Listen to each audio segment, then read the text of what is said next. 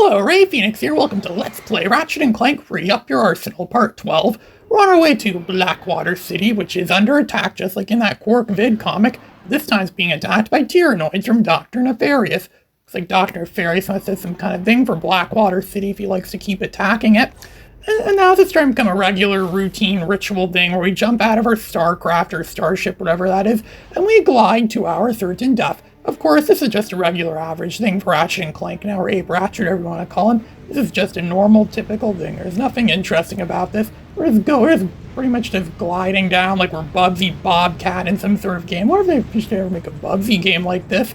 There's a new Bubsy game coming out a few months from now. That would be awesome if they made it more like this. Yeah, Bubsy and Ratchet and Clank. That would be awesome. I remember a long time ago someone made a mod like that, or heard of someone making a mod like that for Star Wars Jedi Knight Jedi Academy. That game is a huge modding community. I wonder if Bubsy games or Ratchet and Clank games should ever get big. I think those should get really big modding communities. I'd love to see that. As using our N60 Storm to easily plow down these Tyrannoid pests from this point. This is just the same kind of action we've always seen. And this level doesn't even have any like exploration like a lot of the other levels in the game. It's just simple. This is mostly what Ratchet deadlocked is. We're stuck in a very enclosed battleground, and all we do is just run around, use our weapons, and we just blast the crap out of everything that moves, every enemy that comes against us, while we're defending the Galactic Rangers. I think if the Galactic Rangers die, the battle's considered a loss. Like, Galactic Rangers are really they're really that valuable. I thought the reason why they built robots like that, or they use robots, because they were pretty much disposable people, so if they die or get killed or something like that, it's not really a loss for anyone. Or maybe they do have lives, I don't know. I mean, robots are people that appear to be people in this universe, in this galaxy. They're capable of independent thought, so maybe they are considered citizens of the Solana Galaxy, or wherever this is. I wonder if they could vote in elections. They probably could, based on stuff we see later in the game. So I guess those Galactic Rangers are really civilians then, or citizens of some kind. And so we must protect them, because they're clearly more important than us. Using N60 Storm mostly, it's just killing off most of these. I wonder how many of these Tyrannoids there are. Seems like just an infinite Tyrannoid game. I can imagine them making an endurance mode based on this, where it's just simply you play as Ratchet and Clank and see how long you can survive against these such onslaughts of Tyrannoids, these villainous, evil Tyrannoids that are like creeping around and going to and stuff, and then you have to go and blast them. With using charge shots, your charge blasts, they're like a great way to just eliminate a huge legion of them all at once. Sometimes wonder what the point of this level is. I don't think we get much useful. So I think we do get something useful really for clearing all this out, but this is mostly just filler, I guess you could say. That's what this whole level is. Kind of like Tyrannosis, the part where we had to actually like go deep into the bowels of the planet. Not really the bowels of the planet, but more like the part where you had to do all war battle stuff, where we use the hover ship and stuff. That's more of this. It's just war of the galaxy, the war of the Solana galaxy war, whatever number this is. I wonder how many wars they've had in this Solana galaxy before, what kinds of things they started over. I sometimes wonder if there's any more like historic lore things related to Ratchet and Clank. If there ever, and that could be a case too. They ever made like a prequel to this game, or maybe sequels to this game that are set like hundreds of years later, where we play as some new variant of Ratchet and Clank. Kind of like Mega Man X or something like that. Yeah, if Insomniac Games is listening to me, they could definitely use that idea. I'm blasting it, because this is still the first segment, I think. I don't think we completed the segment yet. And we're already like, we've already got a few like health nanotech upgrades already. It's really easy to get nanotech upgrades in this level. Just from gunning down. Those little ones are pretty much useless. They're sitting ducks. I don't know, maybe they did something bad to the Tyrannoid kinds and now they're trying to get rid of them. They're like disposable little Tyrannoids.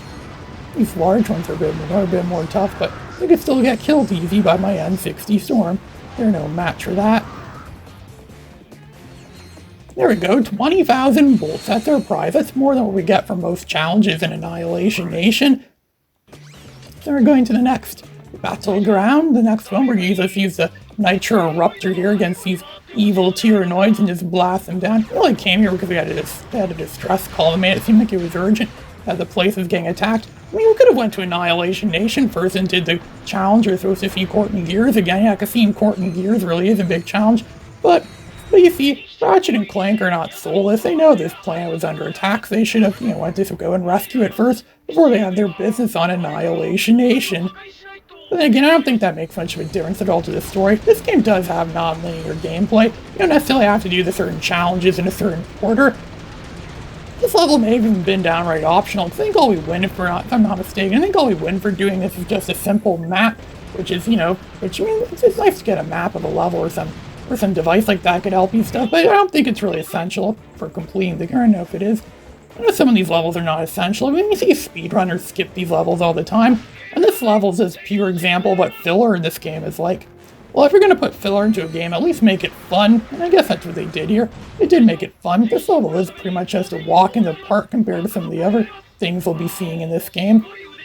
This ranch just run in and blast some Tyrannoid scum, and, what more is there to say? Just going all Rambo on them and shooting them down, destroying them. I think this would have been a bit better if they made us use the hover ship, maybe, or made us use that turret thing again, like what we used on other occasions in the past, or made some new kind of starship they could have used, or maybe, I don't know, I don't think they were thinking about that. Maybe they did intend to put more into this level, but maybe they fell a victim to time constraints. I mean, a lot of games suffer from time constraints, so they couldn't put more content in. This game already is pretty awesome and godly as is. We're seeing a South Korean trailer for this game where it makes it seem like it's like an epic, holy masterpiece, the holy grail of gaming.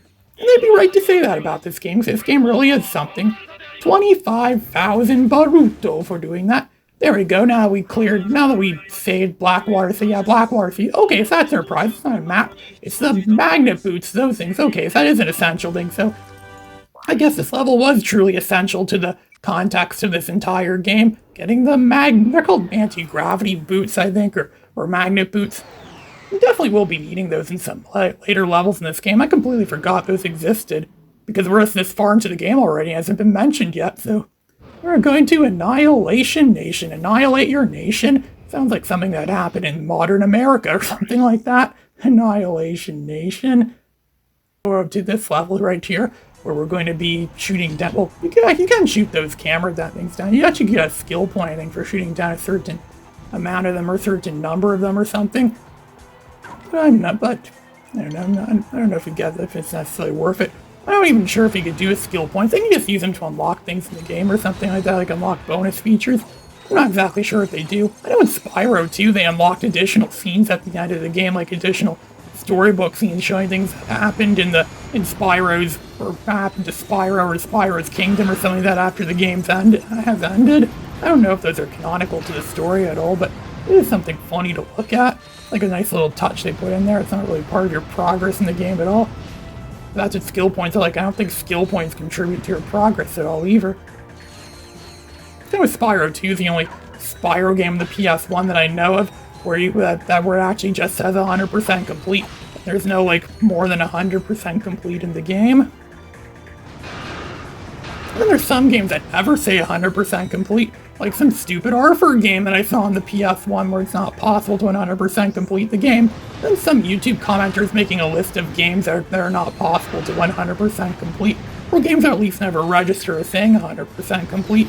Another one that might theoretically fall into that category is Mega Man 8, because I don't think it's possible to get Mega Man 8 100% complete. You can only buy stuff with bolts you get, and bolts are very limited in that game. You only collect bolts where you see them, like in Ratchet and Clank, and it's not possible to buy everything in the games. It's theoretically impossible to buy everything in the game. Same with and Jumping Flash Free is kind of like that too. Robert Mon Dieu Jumping Flash Free. It's also like that too. It's not possible to 100% complete that game because it's non-linear gameplay. And once you complete a certain number of levels in the game, it just forces you to play the final boss of the game, and after that, that's the end of the game. It doesn't let you play anything more after that. It's not really possible to clear every level in the game. Okay, I'm about to do an interesting strategy here. This M60 Storm, yeah, it's one of the best weapons in the game. We know that way too well.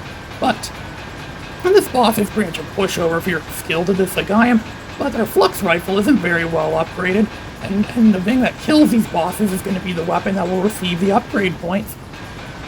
And the Flux Rifle is one of the most greatest weapons in the game. It deserves to be upgraded. So I'm just gonna batter this guy down, and there we go. Look at that, I got a lot of upgrade points by using the finishing off the Flux Rifle. There we go, we won those challenges. We won the third episode, the third issue of Captain Quark, Quark Comic Episode 3. So you can find out what happened to Quark after he held his breath for so many weeks while he was clinging onto the side of Dr. Nefarious' spaceship. His starship, his Jefferson starship, his starships, his StarCraft, like that game a lot of people play in South Korea, and saying like a plan like, oh, we need to do something to get Courtney Gears. He's gonna try to speak to Courtney Gears, get her to do something or something like that, and she's probably just gonna slap him in the face. Well, no, he didn't slap him in the face, just reluctantly threw the prize at him. The Quark vid comic, now she's gonna try to get Clank to take her side, because apparently she has a thing for Clank. Well, she's probably a robot too, I think, so it makes sense she'd probably be wanting to have a robot and not an organic squishy thing like what Ratchet is. I guess it makes perfect sense she'd fall for Clank rather than Ratchet. You know, these celebrities always fall for the weirdest things, those celebrity marriages that don't last. I wonder how many times she's been married now. She's probably been married more times than I've played and beat this game, and that's quite a lot, and that's saying a lot. This is one of my most played games ever. Or more times than I've made videos on YouTube, or more times where I don't know, at least we got Quark Comic Episode 3, one of the more eventful episodes of the Quark vid comic series. Quite possibly the issue is going to unlock the entire secrets to this game, and figuring out the whole story behind what the deal is of Dr. Nefarious and Captain Quark and all that nonsense. So we're just going to fly back to the Starship Phoenix, and yeah, that's about it. We're just going to fly back to Starship Phoenix. We're not going to take on the Quark vid comic in this video because, well, this video is running out of, I don't know, this video already has a lot in it already, so we'll probably be doing that in the next episode, the next part of this video, so we'll all be watching next time. We stay tuned to watch more Ray Phoenix babble about useless nonsense while we go watch Ratchet and Clank 3, Up Your Arsenal, quite possibly one of the greatest games ever made. This is a game that deserves to be more famous than Super Mario Bros. And a lot of those other Nintendo games. This is a game everyone should know, everyone should play. I think our world might be a better place if everyone played a game where we use guns to kill stuff. Yeah, that sounds about accurate. Let's do nice Super Mario 64 jumps, and there we go. We'll do this in the next video. Ray Phoenix, signing out.